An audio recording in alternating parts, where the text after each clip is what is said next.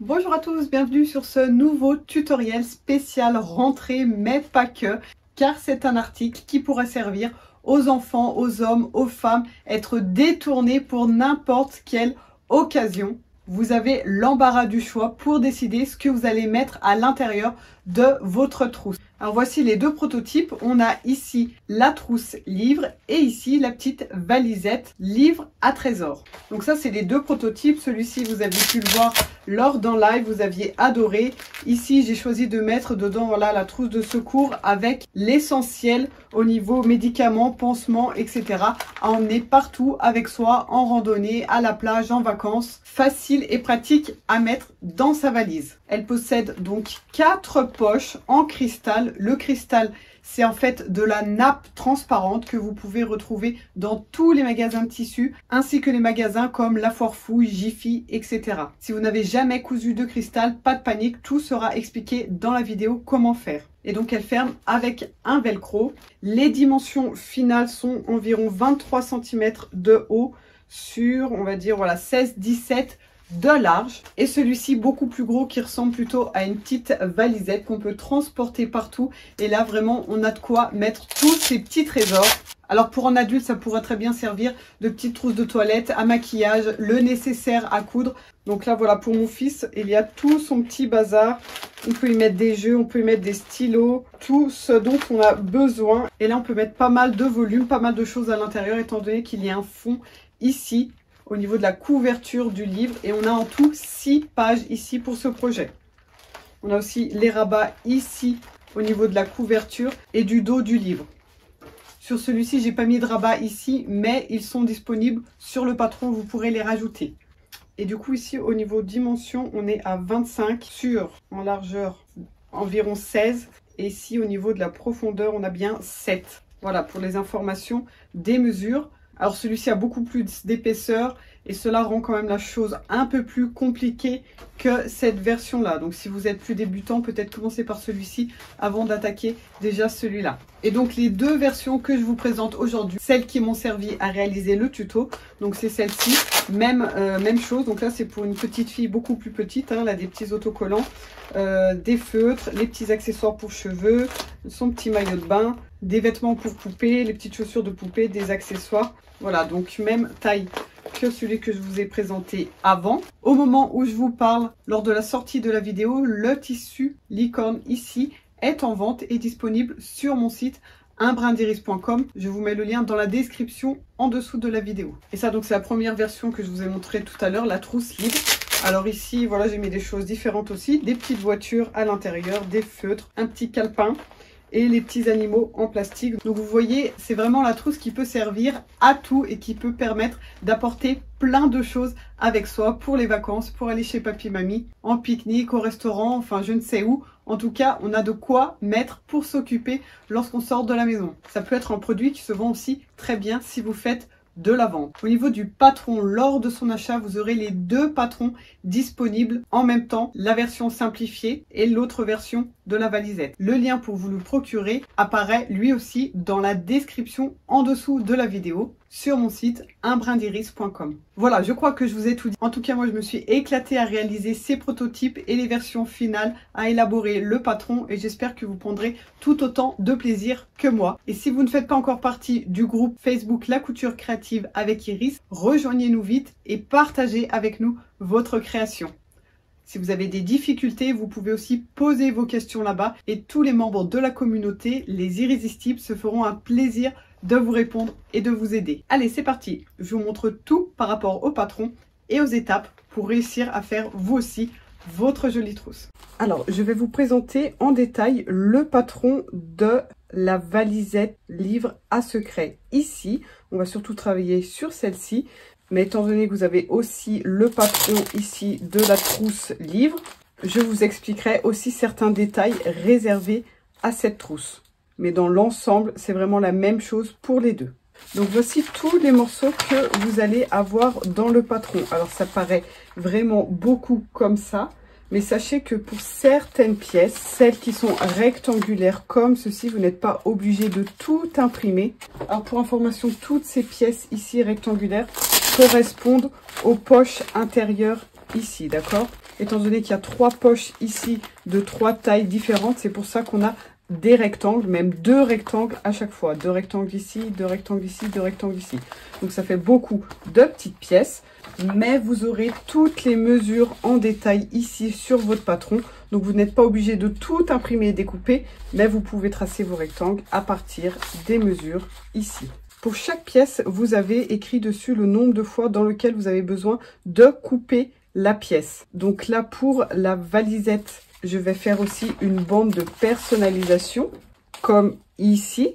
Mais vous pouvez très bien ne pas en faire comme ici.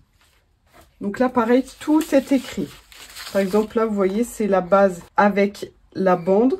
Donc, si vous ne faites pas la bande, par exemple, vous n'avez pas besoin de cette pièce. Vous pouvez utiliser directement la base ici. Et vous voyez ici, une fois dans le tissu, si vous avez l'option sans bande, une fois dans la doublure, dans le thermocollant, dans la ouate. Et si vous avez l'option dans la bande, vous n'avez pas besoin de couper cette pièce dans votre tissu principal, étant donné que cela correspond juste à la doublure.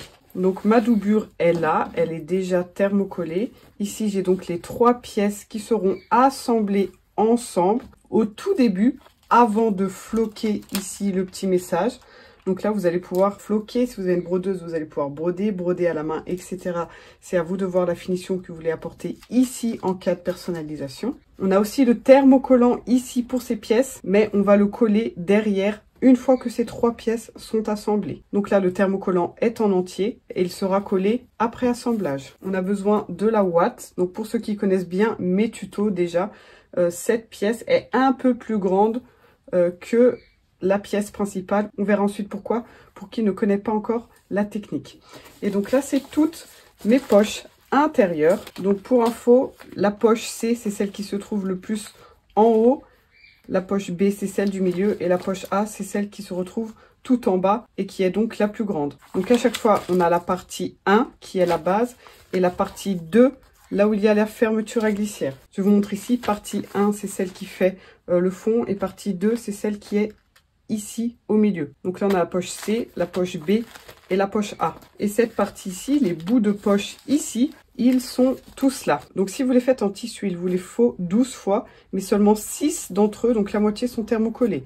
Les autres n'ont pas de thermocollant. Ou alors, si vous voulez choisir de les faire transparents, de faire le bout transparent, et c'est ce que je vais faire sur l'autre version, la version un peu simplifiée, vous n'avez besoin de les couper que 6 fois en cristal. L'autre trousse sera fait dans ce tissu ici.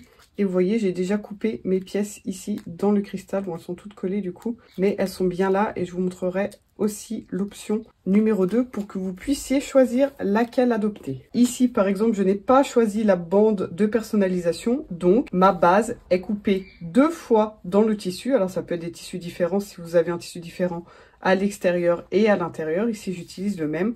Et les deux sont déjà thermocollé. Ici, on a le rabat qui vient fermer la trousse. 2 fois tissu, 2 fois thermocollant. Ici, j'ai le rabat intérieur. C'est aussi optionnel, vous n'êtes pas obligé. Donc là, il est coupé 2 fois. Et c'est donc le rabat qui vient ici. On peut du coup mettre des documents ou autres sur les côtés. Là. Voilà, je crois qu'on a tout au niveau de la présentation des pièces. Et là, on va commencer à poser les biais pour chaque poche. C'est-à-dire ici, à chaque fois. Donc pour la valisette, on en a 6 à poser, 3 de chaque côté, 2 par poche. Et pour la version simplifiée, on n'a que 4 pages. 1, 2, 3, 4. Si vous avez l'option du rabat à l'intérieur, vous pouvez poser un biais sur une des hauteurs, peu importe laquelle, ça n'a aucune importance. Et la technique sera la même que pour les poches, c'est ça que je ne vais pas rentrer dans les détails et montrer chaque pièce une à une. Pour les poches, donc, au niveau des parties 1, on s'en occupe pas. Donc c'est les plus grandes parties à chaque fois pour les poches. On garde que les petites parties intérieures et pas l'extérieur de la poche. Donc à chaque fois que vous avez partie 1, vous pouvez mettre de côté dans un premier temps. Et sur toutes les parties 2, que ce soit la poche A, B, C, ou alors vos poches intérieures ici, qui sont les mêmes, ici elles ont la même taille, on va poser un biais sur la droite et sur la gauche à chaque fois. Donc là on a 2, 4, 6 biais à poser, parce que 6 poches, et sur l'autre trousse, on a 4 biais à poser, car 4 poche. Et de même, on va poser ces biais ici sur les bouts de poche. Donc si votre tissu a un sens, hein, voilà, comme ceci, on va bien se mettre comme ça. Et à chaque fois, on prend un bout de poche thermocollé et en dessous ici on lui met un bout de poche non thermocollé comme ceci, d'accord, thermocollé d'un côté, pas de l'autre, et on va poser le biais en une seule fois. Donc il faut mettre toutes ces pièces par deux. Et donc pour le cristal, voilà, j'ai décollé mes petites pièces ici. C'est la même chose, sauf que vous n'avez pas deux fois le tissu, étant donné que c'est transparent. On a une seule pièce et on met le biais ici sur la ligne droite à chaque fois, ici, ici, ici et ici. Pourquoi est-ce qu'on double ici au niveau du tissu? Tout simplement pour que lorsqu'on tourne les pages, on ait aussi du tissu de l'autre côté. Parce que lors de mon prototype ici, on se retrouvait avec le thermocollant visible. Donc c'est quand même moins joli que si on a du tissu. Voilà, alors avant de vous montrer exactement comment faire, j'ai avancé un petit peu. Donc là, on a nos trois poches, les parties 2, A, B, C. Et donc vu que le contour de ma trousse sera rose, j'ai alterné ici, donc gris, je vais mettre gris sur celle-ci, donc avec du gris ici, et de l'autre côté. Ensuite, la poche du milieu, c'est du rose. Alors faites attention si vous avez un sens, hein, des dessins sur vos poches, et entre l'arrière, le dos de votre poche et le devant, de bien positionner vos tissus. Et là, donc, on va faire ensemble, j'ai un gris, on va faire l'autre gris qui se trouve ici. Donc là, par exemple, ça, c'est l'envers de ma poche, étant donné que les petites licornes sont plus coupées. Ça, c'est l'endroit où on voit mieux. C'est important de savoir où est l'endroit, où est l'envers. Faites attention aussi de ne pas positionner, par exemple, comme ça. Hein, si vous avez un sens, il faut bien tout regarder. Donc là, on va mettre ensemble la partie grise qui doit venir ici devant. Et je vous montrerai aussi la partie grise, donc qui va à droite et à gauche des parties 2 de chaque poche. Donc là, on va mettre un biais gris ici et un ici.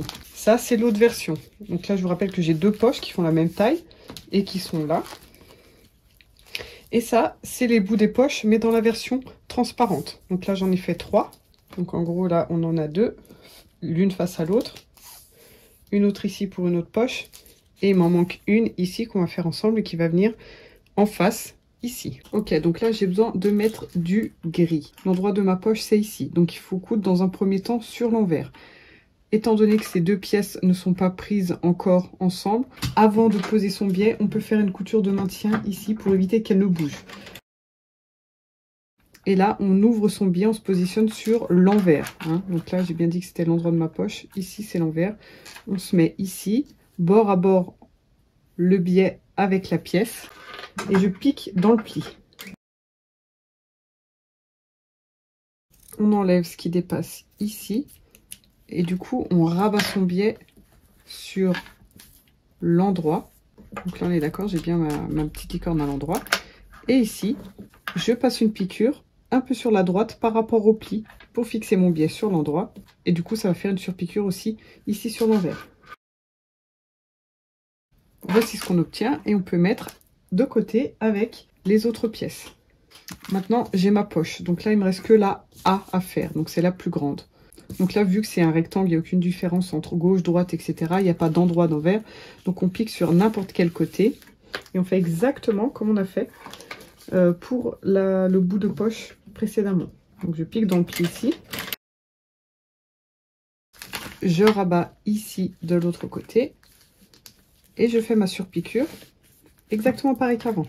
Alors là, il faut faire bien attention voilà, de bien positionner son biais, étant donné que c'est transparent de l'autre côté. Vous voyez, si on va pas assez sur la gauche, qu'on reste trop comme ça, du coup, c'est dommage parce que c'est visible en dessous. Donc, on aligne bien le pli ici avec la couture précédente ici.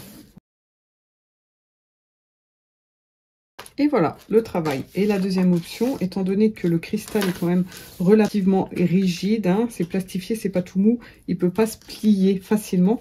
Du coup, on peut, si on est plus à l'aise avec le biais, le poser en une seule fois. Donc on a juste à plier notre biais comme ça et le pousser jusqu'à sentir le cristal ici qui vient buter dans le pli. Donc là on gagne du temps, du coup on économise une étape. Et au fur et à mesure que j'avance, je vérifie et je pousse ici.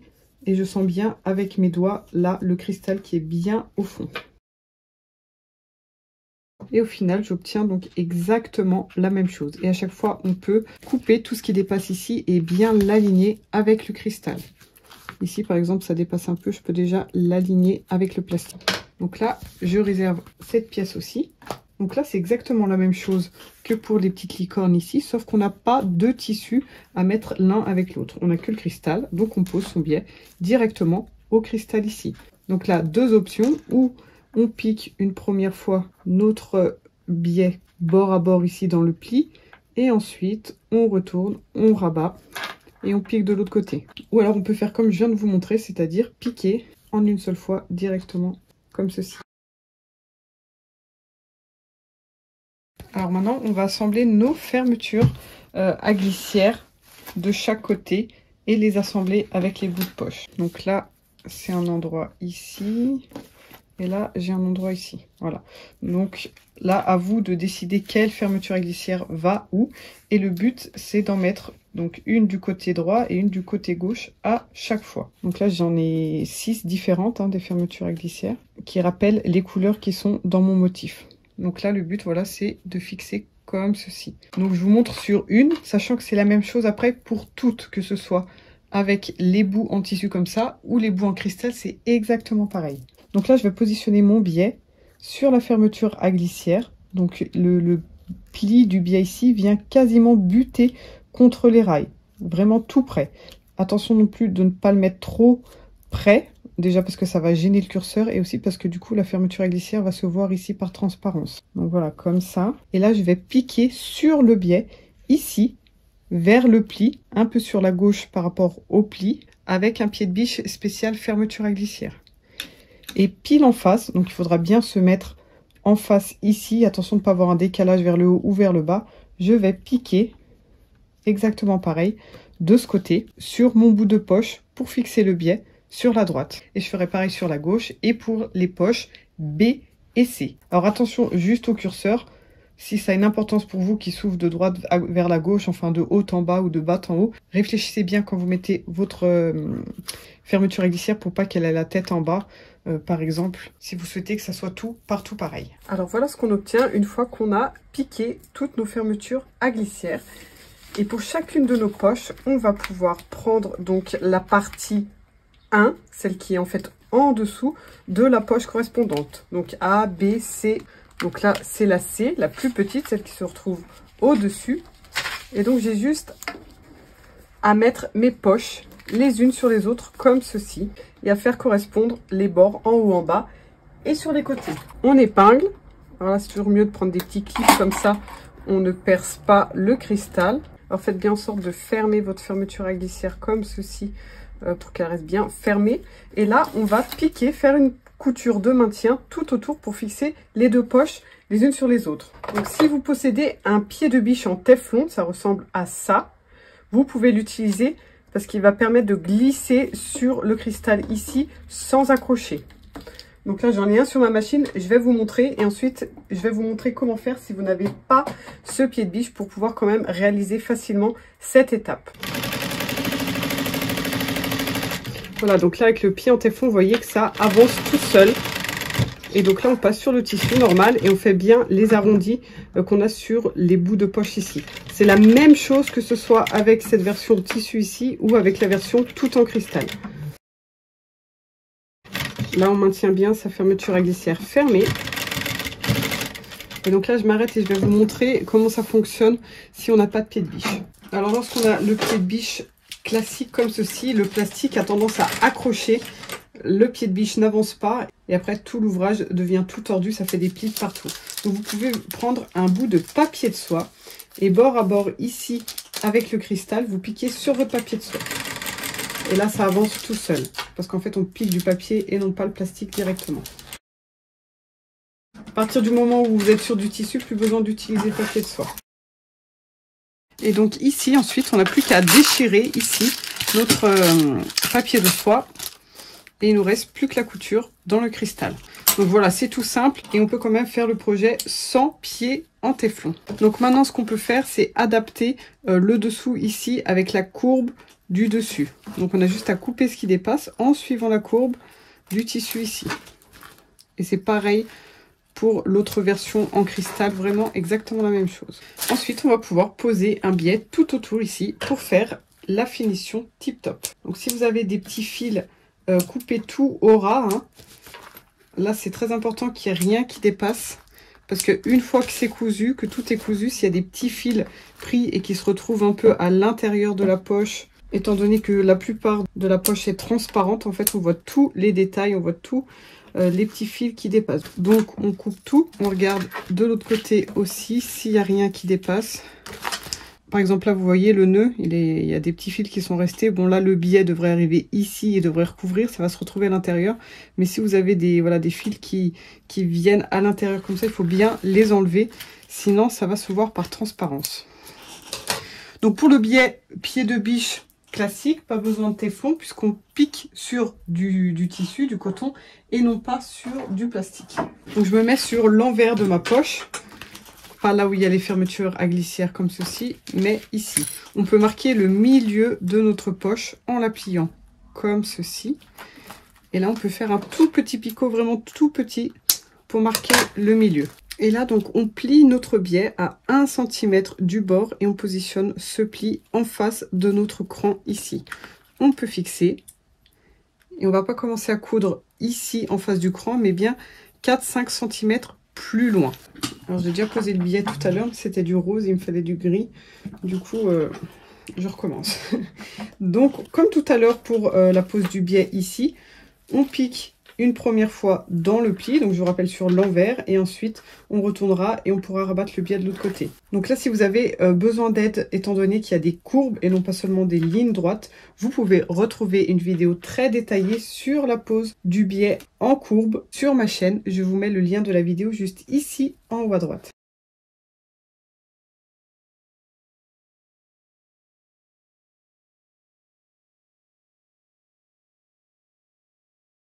Et là, bien 4-5 cm encore une fois avant d'arriver au cran, je m'arrête.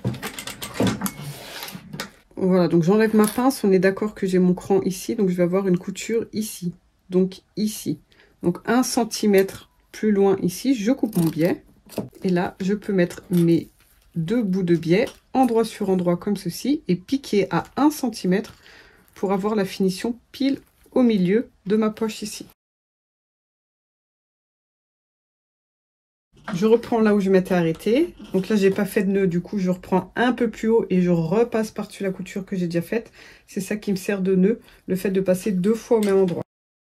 Et je continue jusque là où j'avais commencé au début. Voilà, maintenant on n'a plus qu'à retourner tout le biais sur le côté, sur l'endroit de la poche. Encore une fois, on enlève bien tous les petits fils ici qui pourraient se retrouver en transparence. Vous voyez, comme ici, là. Et donc je rabats mon biais. Si ça bloque un petit peu au niveau des arrondis ici, des angles, on peut se permettre de découper un tout petit peu ici de plastique pour que le biais puisse bien s'adapter ici. Attention de ne pas couper la valeur de couture du biais ici, étant donné que c'est elle qui définit la largeur du biais, on ne peut pas y toucher. Mais s'il y a trop de plastique, n'hésitez pas à couper un tout petit peu pour être sûr que ça tourne bien. Au moins, ça va plutôt bien de partout ici. Peut-être ici où je vois que la valeur de couture est vraiment large. Peut-être que ça me donne du mal à tourner. Non, ça va encore. Mais si jamais, voilà, vous pouvez vous permettre de couper juste un petit peu comme ceci pour aider au biais à tourner. Et donc là, comme d'habitude pour la pose du biais, donc on retourne sur l'endroit ici. Et on fait une surpiqûre pour fixer son biais sur l'endroit. N'hésitez pas à faire du nettoyage au fur et à mesure. Si vous voyez voilà, des fils, des choses qui dépassent, on les coupe bien.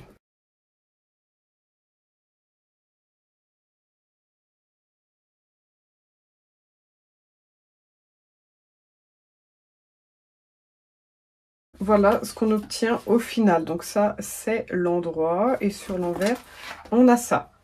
Et le fait d'avoir mis le tissu ici aussi permet en transparence d'avoir du tissu et non pas du thermocollant. J'ai ici mes 2 autres poches, donc j'en ai bien une grise, une rose au milieu et encore une grise. Et vous voyez qu'à chaque fois j'ai bien mes biais pile au milieu ici, donc après ça va être facile de les mettre les unes sur les autres comme ceci. Et pour la version transparente, ça nous donne ça. Vous voyez sur l'endroit, donc là c'est transparent, il n'y a pas de tissu. Et à l'arrière, ça nous donne ça. Voilà. Maintenant, on peut réserver et on s'occupe de la base, du rabat, etc.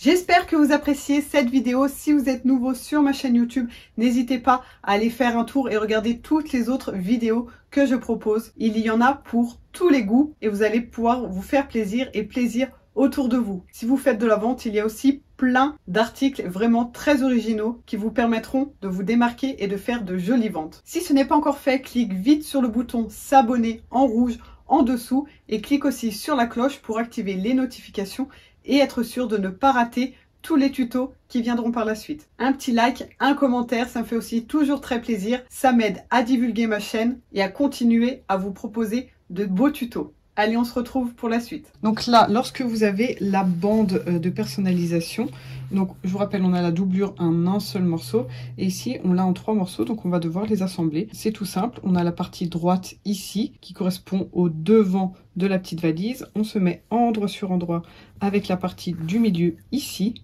Et on pique à 1 cm. Et ensuite, sur le côté gauche de cette bande, on pique la partie gauche.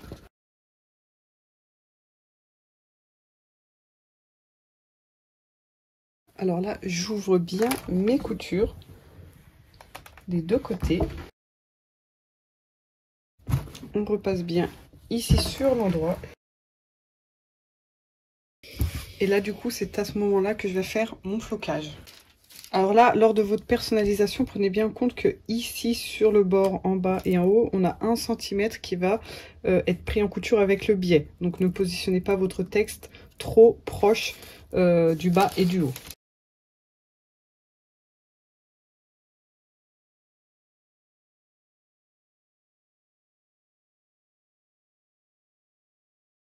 Voilà, maintenant que c'est fait, et seulement à ce moment, je vais pouvoir donc le thermocoller maintenant que j'ai la base, le haut de ma petite valise en une seule pièce. Ok, donc on a bien la partie extérieure thermocollée, l'intérieur qui fait exactement la même taille. Si vous n'avez pas l'option de la personnalisation, vous avez déjà vos 2 pièces en un seul morceau. Et que ce soit pour cette option ou l'autre, on va positionner donc l'extérieur de la trousse, d'accord, la base extérieure. Donc là, étant donné que c'est la même au niveau de la doublure et de l'extérieur, à vous de voir celui que vous voulez pour l'extérieur. Et là, on peut épingler ce morceau, notre base, sur la ouate qui, je vous rappelle, est un peu plus grande que la pièce en tissu. Donc là, j'épingle ici et ici, c'est ce morceau-là que je mets sur la ouate. J'épingle et on passe à la machine. Alors là, juste un petit détail avant de mettre la ouate, je me suis dit que ça ferait bien de faire une petite surpiqûre de part et d'autre ici. Donc je vais faire ça avant de fixer la ouate.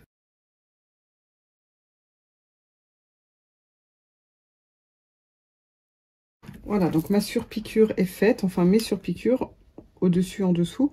Et j'ai épinglé donc ma pièce sur la ouate. Et là, ce que je vais faire, c'est passer une couture de maintien juste pour maintenir la pièce en tissu sur la ouate. Le fait qu'elle soit un peu plus grande, ça va permettre voilà, qu'elle ne bouge pas, qu'elle ne glisse pas de l'intérieur à l'extérieur et qu'on se retrouve avec de la ouate qui tire ou qui soit un peu tordue en dessous. Donc là, je pique quelques millimètres du bord, 2-3 mm.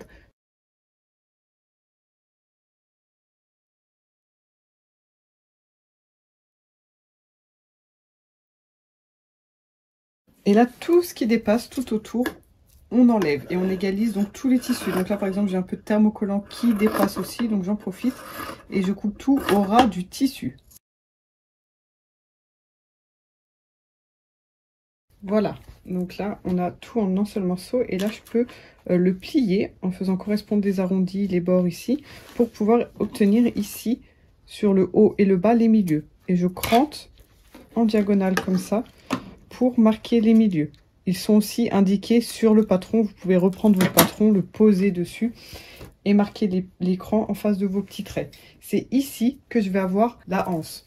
Alors, on a une anse juste pour le modèle de la valisette. Pour la trousse, il n'y a pas de anse parce que elle est plus plate. Il n'y a pas vraiment de volume. Donc, je l'ai mis juste pour l'option de la valisette. Rien ne vous empêche d'en ajouter une si vous le souhaitez. Et donc, pour la poignée, la anse, donc on prend notre bande ici, on la plie en deux. Donc, on marque bien au fer à repasser ici. Et ensuite, on replie de part et d'autre, comme si c'était un biais, en rejoignant le pli du milieu ici.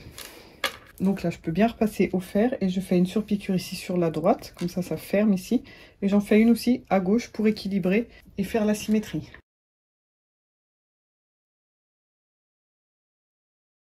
Et là, donc à 4 cm du bord, je peux faire un petit repère de part et d'autre. C'est là où on va faire une piqûre après, une fois que la anse est sur la petite valise.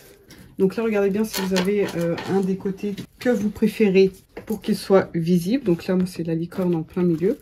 Donc là, si on veut avoir pile le milieu, pareil, on peut plier notre pièce en deux, hop, pour avoir un petit picot d'un côté et de l'autre. Donc là, cran sur cran d'un côté et cran sur cran de l'autre. Et donc là, je peux piquer au bord. Ensuite, je repasse sur la surpiqûre que j'ai déjà fait. Et là où j'ai ma petite marque bleue, je vais pile en face. Je reviens ici. Et après, je peux même faire une croix comme ceci à l'intérieur pour bien fixer la anse et faire une finition sympa.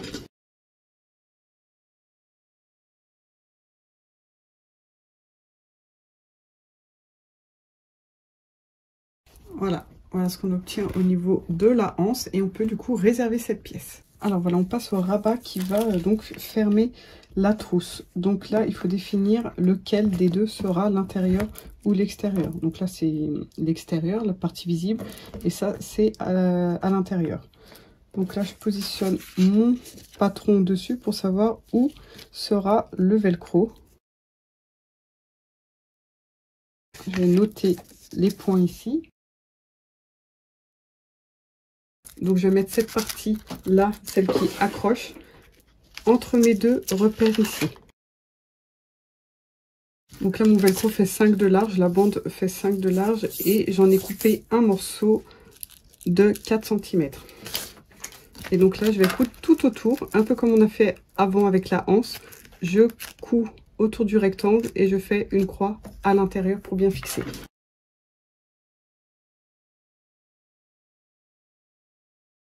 Voilà, maintenant je les mets l'un contre l'autre, comme ceci. Et je vais piquer tout autour ici pour les maintenir les deux ensemble. Une petite piqûre de maintien à quelques millimètres du bord. Maintenant, on peut couper tout autour ici. Moi, j'ai par exemple un peu de thermocollant qui dépasse. Donc, on égalise nos deux pièces pour qu'elles soient exactement pareilles. Donc, on se met dans un premier temps sur l'envers. Donc, là où le scratch est visible. Et là, même principe que tout le temps. Hein, bord à bord, on pique dans le pli.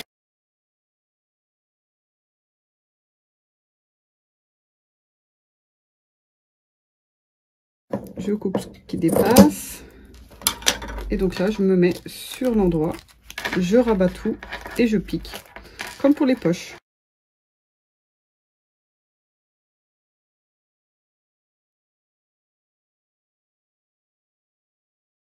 Voici le rabat terminé et maintenant on peut le fixer sur la base. Donc là, l'emplacement du rabat est marqué sur le patron, donc je me mets bien bord à bord ici au niveau des arrondis. Pareil, je peux mettre des petites épingles de part et d'autre. Et donc là où j'ai mon trait, c'est là où j'ai le rabat fini. Donc là, j'égalise. Hein. Donc quand je dis fini, c'est qu'on a déjà fait le pli comme ceci. Je ne me mets pas bord à bord ici, mais voilà, un petit centimètre, grand max ici. Donc on va piquer en face de nos repères. Et ensuite, je vais rabattre comme ceci. Et refaire une piqûre ici pour cacher la couture. Donc vraiment au maximum 1 cm, voire un peu moins, pour pas faire une grosse surpiqûre ici.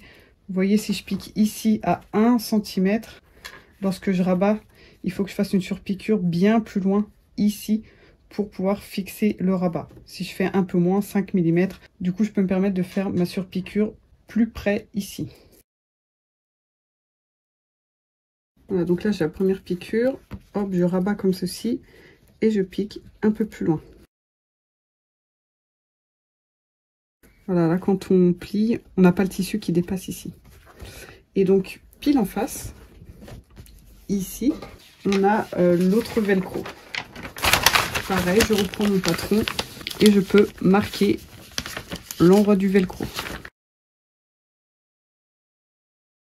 même principe au niveau de la croix tout autour. Voilà, une fois que c'est fait, si tout se passe bien, du coup, vous avez bien votre livre, votre valise qui se ferme ici. On peut mettre de côté tout l'extérieur, la base de notre petite valisette. Voilà, donc là, ça donne ça, d'accord? On a bien la doublure à l'intérieur et le biais tout autour. Ici, je vais vous expliquer l'histoire des rabats intérieurs. Si vous vouliez mettre des rabats intérieurs sur cette version, ce qui est possible, c'est aussi dans le patron, il aurait fallu les mettre donc juste avant d'assembler la doublure sur l'extérieur. On les met sur la doublure comme je vais le faire ici. Donc voilà pour que vous voyez où on en est sur cette pièce. Donc là, on passe à celle-ci et on va positionner nos rabats donc sur la droite et sur la gauche ici. On épingle autour. Une piqûre de maintien tout autour ici pour pas changer les bonnes habitudes. Et là, vu qu'on est sur du cristal, où on utilise la technique du papier de soie, ou on utilise notre pied en téflon. Là, une fois que c'est fait, ici, on peut adapter ces rabats aux arrondis. Voilà, on n'a plus qu'à poser nos poches ici sur la doublure. Alors, on commence évidemment par la plus grande, qui est celle-ci. Tout d'abord, on vient chercher le milieu ici sur notre doublure en pliant en deux. Ou alors, vous pouvez reprendre le patron. Sur le patron, il y a aussi le cran du milieu. Donc là, mon milieu est ici, en bas. Donc, je positionne ma poche bien au milieu. Il faut que j'ai la même distance ici que ici. Et là, on peut reprendre son patron, car ce qui est important, c'est d'avoir ces deux crans ici, parce que c'est là où on va piquer toute la hauteur sur la poche, sur la droite et la gauche. On ne va pas piquer ici au milieu. Donc là, on peut marquer ici et ici. Donc, on n'est pas obligé de vraiment appuyer, hein. On n'est pas obligé d'avoir le stylo bille qui marque. Juste le fait d'appuyer un peu. Et donc là, on peut choisir de tracer comme ceci sur le cristal. Vous voyez, ensuite en passant le doigt dessus, ça part. Ou alors même avec une épingle, on peut juste appuyer un peu comme ça juste pour voir une petite ligne discrète là où on va piquer. Donc là, c'est si vous avez le téflon pour pouvoir piquer directement sur la ligne. Donc là, on peut mettre des clips ici pour éviter que ça bouge hein, pendant qu'on pique. Donc je pique sur ma ligne de droite et de gauche. Donc là, on peut commencer vraiment en haut sur le tissu, sur le biais, hein, piquer sur tout le cristal et finir en bas aussi sur le biais. Voilà pour ce qui est de la première poche, la A. Ensuite, on met la B. Donc pareil, on aligne bien. Et là, c'est la même chose. On positionne son patron et on marque ses crans. Exactement comme tout à l'heure, sauf qu'ils sont un peu plus rapprochés à l'intérieur ici. Donc là, si vous utilisez la technique du papier de soie, étant donné qu'on va mettre le bord du papier de soie sur notre trait, on va décaler notre trait un tout petit peu sur la droite. Donc si vous piquez à 2 mm par exemple du bord de votre papier de soie, on va faire le trait à 2 mm par rapport à notre cran. Donc là, j'ai mes deux crans, je me déporte un peu ici sur la droite. Et donc là, vous voyez, je vais mettre mon papier de soie ici sur mon trait et je vais piquer là où il y a le cran initial, là où j'ai besoin de piquer.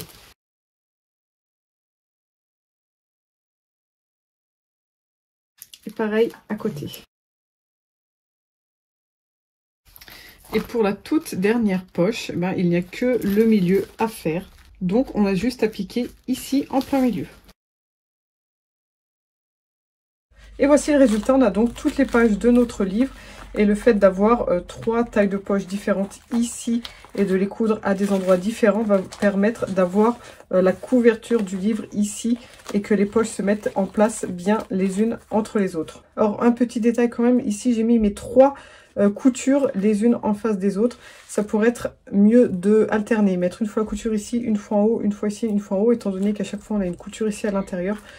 Le fait de mettre les 3 les unes par-dessus les autres, ça fait énormément d'épaisseur et la machine n'a pas voulu passer ici. Alors que si on alterne, du coup on aura moins d'épaisseur. Et bien maintenant on va pouvoir mettre la partie extérieure du livre ici en dessous. Donc là, on peut vérifier avec une simulation, hein, on regarde si on est bien dans le bon sens, si ça ferme bien. Et si tout va bien, on n'a plus qu'à donc épingler tout autour ici. Donc on fait l'étape que j'ai fait au préalable sur l'autre version de la trousse, hein, celle avec le circuit de voiture. On épingle tout et on passe notre couture de maintien tout autour.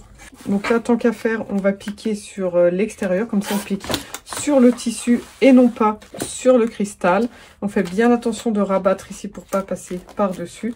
Et les pages, on peut voilà, les mettre tout d'un côté lorsqu'on coupe par exemple sur la droite. Et quand on arrive là, hop, on peut même arrêter et recommencer une fois qu'on a passé toutes nos pages de l'autre côté pour éviter d'avoir trop d'épaisseur.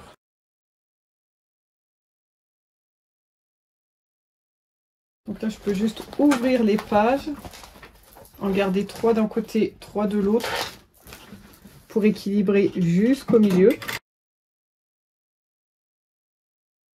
Et une fois que j'ai passé le milieu, je passe tout de l'autre côté.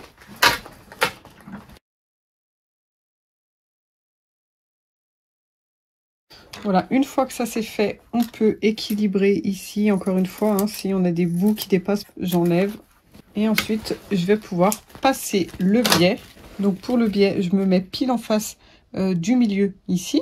Exactement comme tout à l'heure lorsqu'on faisait le biais autour des poches. Je positionne mon pli 1 cm en face du cran. Donc là, on est à l'intérieur de la trousse. On pique à l'intérieur de la trousse pour abattre ensuite à l'extérieur. Je commence à piquer un peu plus loin, à bien 5 cm.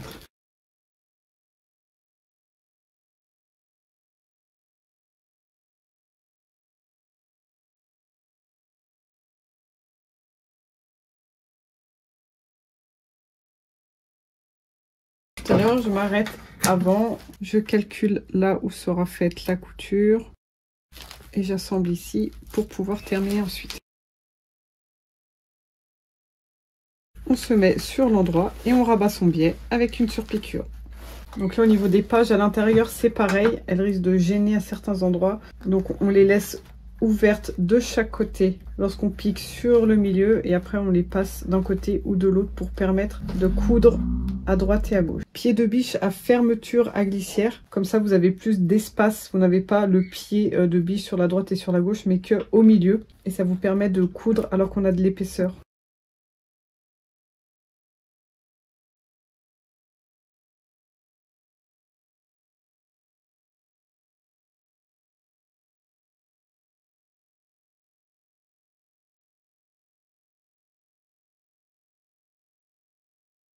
Et voilà, cette fois, on peut dire qu'il est terminé. Donc, il sera encore mieux une fois qu'il sera rempli, parce qu'il y aura du volume à l'intérieur. Donc, s'il y a des petits fils qui dépassent par-ci, par-là, on n'a plus qu'à faire un peu de ménage et à remplir tout ça. Et du coup, pour l'autre, qui est ici et qui est encore vide, étant donné qu'on a 2 fois la même taille ici, on a juste à se centrer bien au milieu et faire une piqûre en plein milieu ici. Et il sera lui aussi terminé. Merci d'avoir regardé cette vidéo jusqu'au bout. À bientôt avec un nouveau tuto.